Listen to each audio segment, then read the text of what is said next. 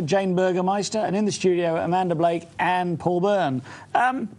We did have a text that scrolled off the screen now a little while ago that said, you know, this is all circumspect. You know, you can't prove it. It's just scaremongering. I mean... Well, this is scaremongering as opposed to what the government's doing, scaremongering about the swine flu when less people have died of that than have from the normal flu. So that's scaremongering for a start. So... OK. So, you know, let's look at what the evidence is then, shall we? Because I'm concerned that people will think, you know, maybe if this doesn't happen... Which we hope it doesn't. Which, of course, we all hope it doesn't. But if it doesn't happen, then, you know, will there be egg on your face? Or do you think you'll have changed it by doing what you're doing? We've said before, if we're wrong, then laugh at us. That's fine. We don't care. But if the chance this is right, at least we're saying something about it. So if we are wrong, we'll be happy if we're wrong, to be honest with you. We don't particularly want to be spending our time finding out about genocide and, you know, that kind of thing. So... if you want to say egg on your face, that's fine, but we'll just be happy if it doesn't happen. But there's too much evidence, and also, Jane's had no charges filed against her. If you'd had charges filed against that, like that against you, then you'd be finding the best lawyers in the land to refute that. Yeah, I'm sure companies like Baxter could employ extremely wealthy lawyers. But she's heard nothing, and because the evidence is concrete. The documents are there. There's evidence going back. OK, let's see if Jane's online still. Jane, are you still there? Yes, I am, yes. Do you want to say something about that, about the fact you haven't received any kind of official complaints about what you're doing from any of the pharmaceutical companies? Yes, I mean, Amanda's absolutely right. Unfortunately, and we all wish it weren't the case, because we have to spend a lot of energy and time on this ugly subject, there is concrete evidence, and it all began here in Austria, where, you know, Baxter's...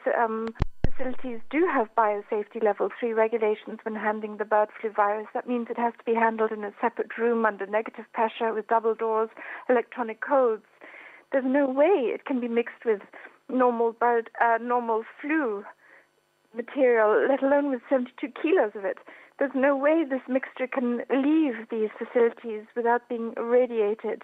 There's no way it can be sent with a false label to 16 labs. This is like getting 1 million golden bars out of Fort Knox and saying it was I accidentally got these 1 million golden bars out of Fort Knox. It just doesn't, you have to plan something like that. You have to circumvent the safeguards. And the evidence of criminal intent is therefore quite clear, and that's why the police investigated. Believe me, they would not have bothered investigating if there was not overwhelming evidence of criminal intent, because the state prosecutor did have the option of putting my criminal charges aside and saying there's not enough evidence.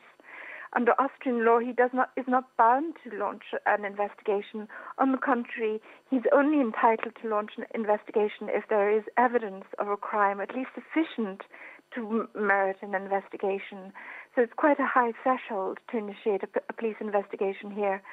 Now, that is the evidence here in Austria, absolutely, unfortunately, overwhelming in that particular case.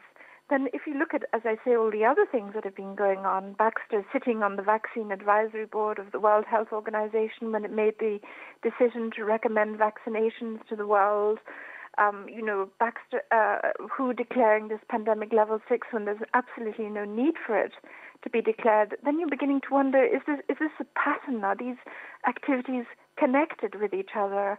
And unfortunately, you do see a link, and the link is profit. These people are going to profit enormously, politically and financially, from triggering a pandemic and carrying through these forced mass vaccinations.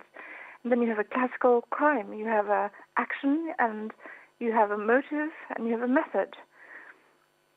Okay, let me